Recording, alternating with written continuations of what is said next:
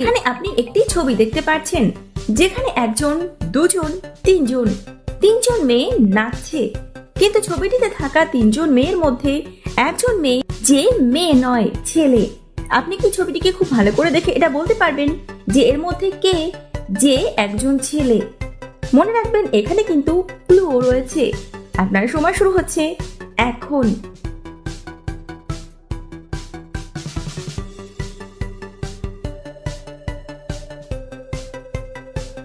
সময় শেষ।